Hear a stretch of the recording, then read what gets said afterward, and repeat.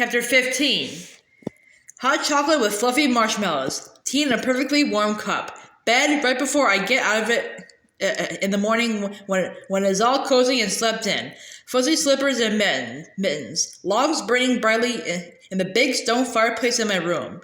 Warm. I just need to keep thinking warm, and maybe I'll actually feel that way, Anna thought as she rode Kajek through the deepening snow. Who am I kidding? She thought a moment later as a particularly strong gust of wind sent thick snowflakes flying onto her already numb cheeks. There is no way I'm going to feel warm. As Kajek continued to trudge along, nickering wordly every few steps, Anna looked around. It was hard to believe that it was July. Tree branches bowed almost to the ground under the weight of the snow and ice. But smaller shrubs and flowers that should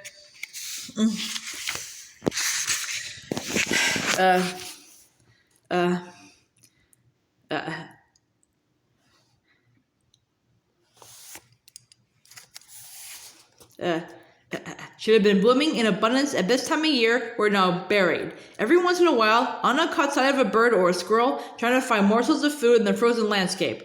Poor things, Anna thought. They weren't prepared. None of us were. Shivering, Anna pulled up the collar of her cloak, trying unsuccessfully to block the flakes of snow that were making their way down the back of her dress. Elsa! Elsa! She called out, hoping her sister hadn't made it too far. I'm sorry. It's all my fault. She was met with silence. Sighing, she urged her horse to move faster. So far away from the lights of Arendelle, it was completely dark. But since Anna had no intention of going home without her sister, she would have to keep looking, light or no light. I just need to fix this. Then I can go home and see Hans. The thought of Hans gave Anna a momentary rush of warmth. Hans. Wonderful, perfect Hans. Thank goodness for him. If he hadn't been there, Anna shuddered to think.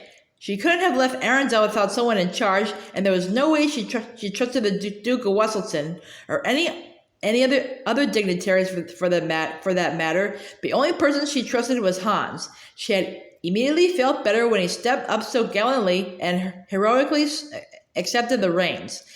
It had been like something out of a love story. I wonder what he's doing now, she thought, clinging to the warmth that thinking of him brought.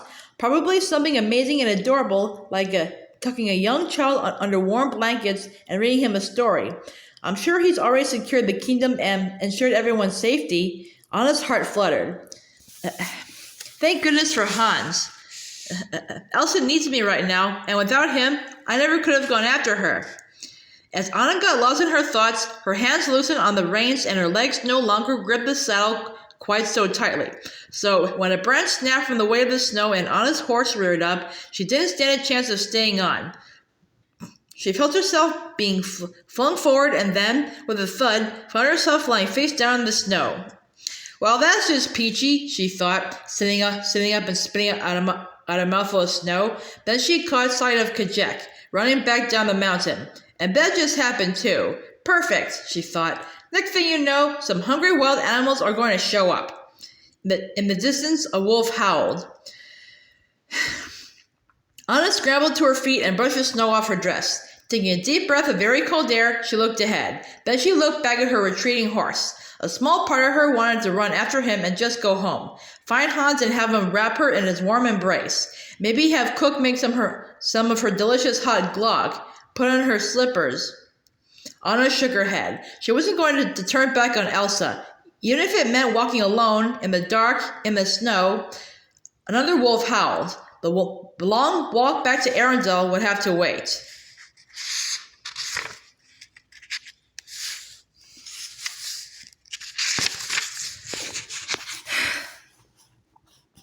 Anna had come to the conclusion that the three things she hated the most in the world were Artsapa, people who were mean to animals, and snow. Snow was at the very tip-top of her list. She would actually have made it all three of her least favorite things, but she did remember a time that she had liked playing in the fluffy stuff.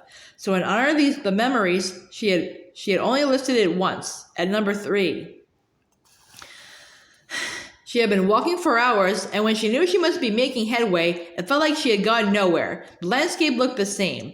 A mountain, snow-covered trees, snow-covered ground. It didn't change. The only difference now was that Anna was colder and her feet were sore than they had been hours ago. Snow. It had to be snow, Anna said, taking another painful step up the mountain.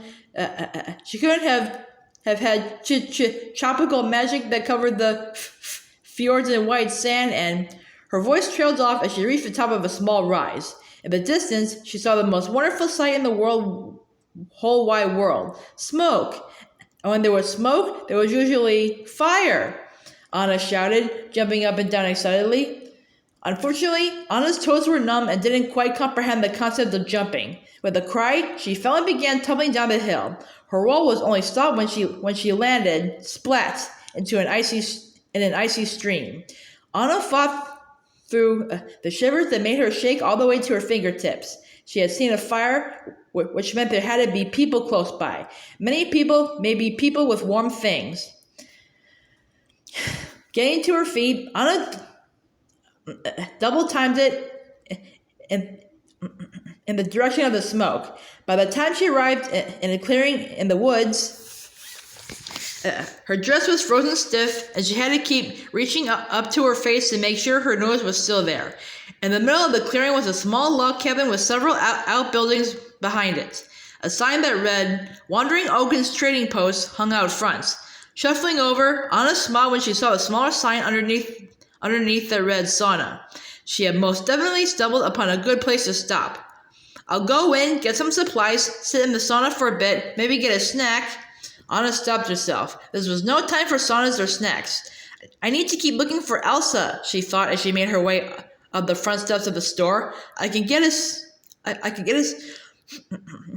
snack for the road. Elsa may be a little mad at me at the moment, but she wouldn't want me to starve to death. Freeze maybe, but not starve. Cautiously, Anna pulled open the door and stepped through. The door, heavy from the snow, slammed shut, hitting her in the butt and sending her flying into the middle of the store.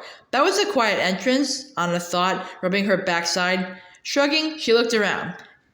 It was in a very large shop, and what supplies it had all seemed to be for summer.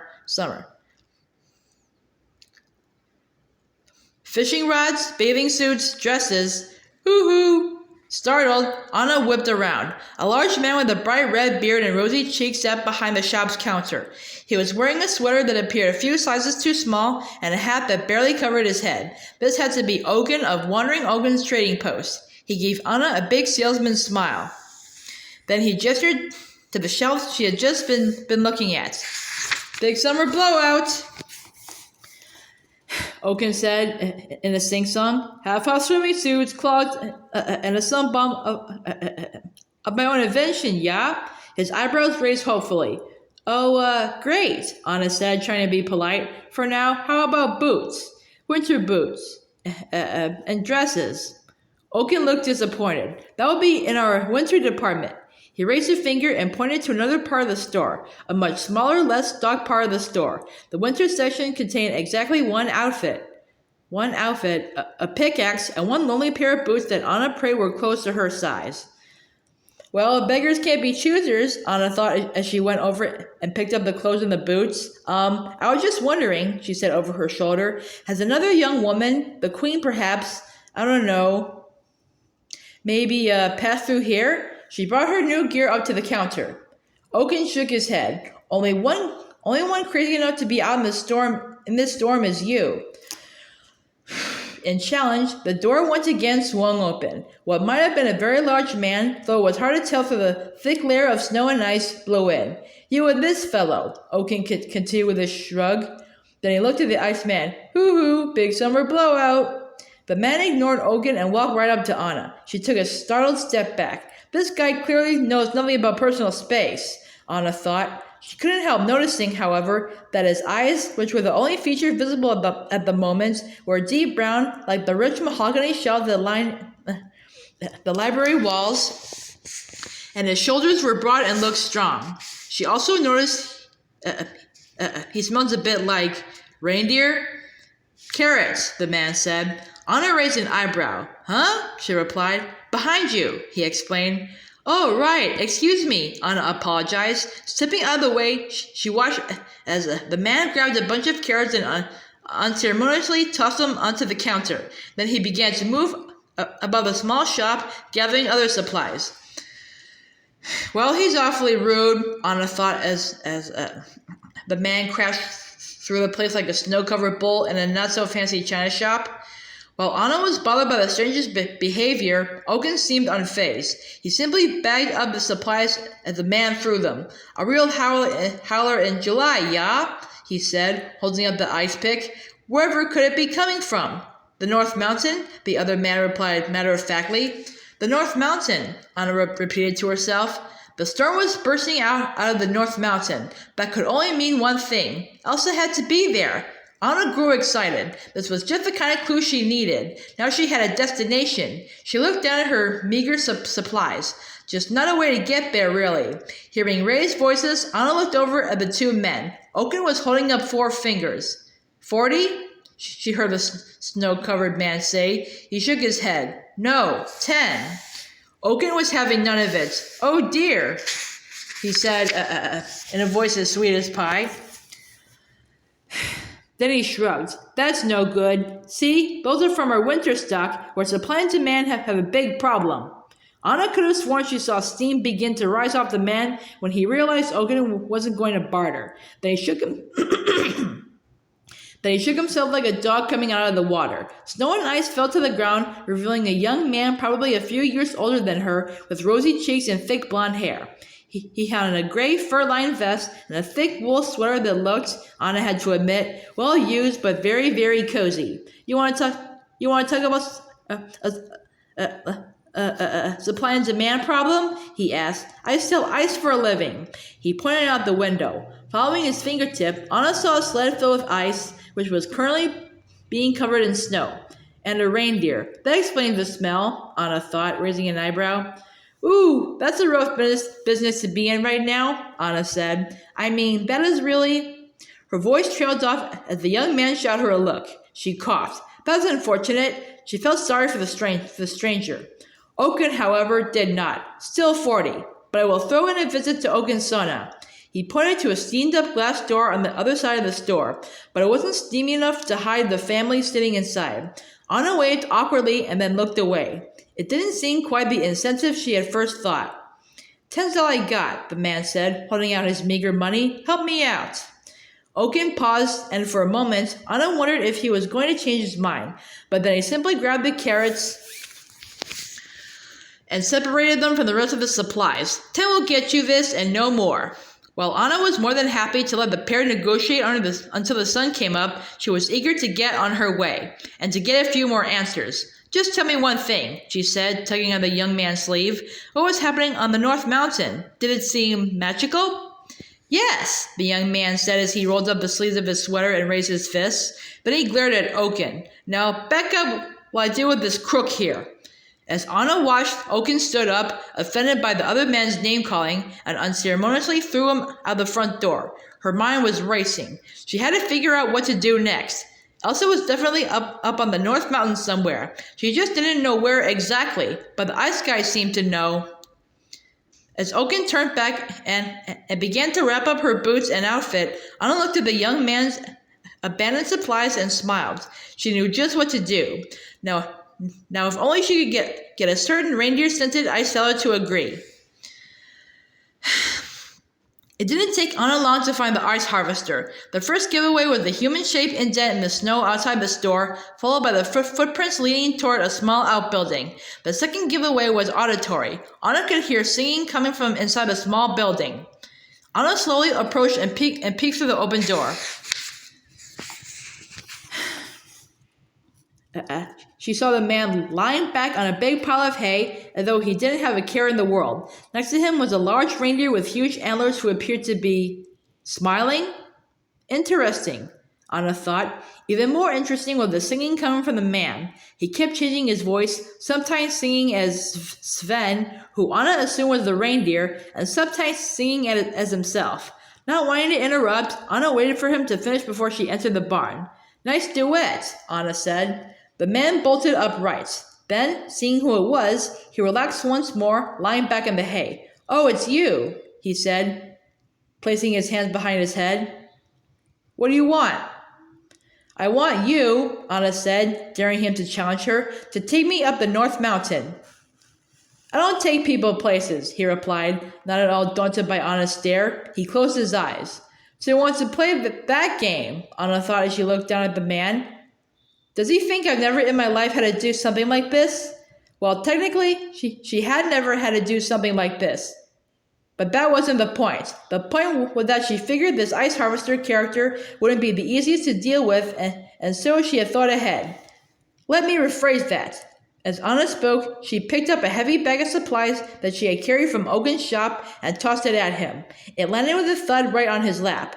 Not too shabby, Anna thought, turning back to the ice gatherer. "Take me up the North Mountain, please." She couldn't help it. The please just slipped out. Years of etiquette lessons were ingrained in Anna. Her manners just seemed to come out, whether she wanted them to or not. When the man still didn't say yes, Anna sighed. "Look, I know how to stop this winter," she explained. At that, the harvester seemed to perk up. "We leave at dawn," he replied without hesitation.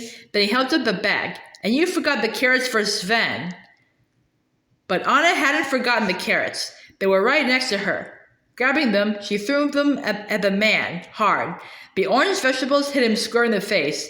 Oops, sorry, I didn't mean." She caught herself. She was sorry, but she wasn't about to let him know that. She needed to look strong and in charge. She put her hands on her hips. "We leave now, right now." Turning, she walked back outside. I really hope that worked, Anna thought as she waited to see if he would follow her. Because if it didn't, she looked up into the darkness of the North Mountain. I'm in for a very long, lonely walk. Anna heard an exaggerated sigh from behind her, followed by the man's thumping footsteps as he gathered his things. "Yes," Anna cheered, silently of course. As the man emerged from the barn, he turned to Anna. "Well, if we're going to head up a treacherous mountain into a magical July blizzard, I should probably know your name." "Oh, I'm Anna, the princess of Arendelle. My sister's kind of the queen, and she might be, causing this storm," Anna said, her confidence melting away the farther she got into her story. Instead of trying to explain anything more, she turned the question back around on her guide. "And I suppose you're some super special master ice harvester?" "The name's Kristoff," he replied, "and I do happen to be a pretty great ice harvester now that you mention it. In fact, I hold the Arendelle record for the most ice delivered in one day." Anna raised an eyebrow. If that's supposed to be impressive, Anna thought about her life in the castle. Ice had always just been there when she needed it. She never really thought about how it got there, or what it might be used for other than cooling drinks. "I mean, people can't need that much ice, can they?" she asked. Apparently, that was not the right thing to say. Kristoff's already red cheeks grew redder, and he sputtered in disbelief. "People can't need that much ice?" he repeated. "Lady, people need loads of ice, loads and loads, and harvesting it is not exactly easy. Have you ever tried to move a block of ice?" Anna shook her head. "I didn't think so. They are heavy, really heavy. Right, Sven?" "Sven?" Anna turned her head. The reindeer had emerged from the barn, still chewing on a ridiculously large clump of hay. Hearing his name, he looked up. Wisps of hay dangled from his antlers and out of his mouth, making him resemble a reindeer-shaped scarecrow. "I can tell it's a very serious business," Anna said, trying not to laugh.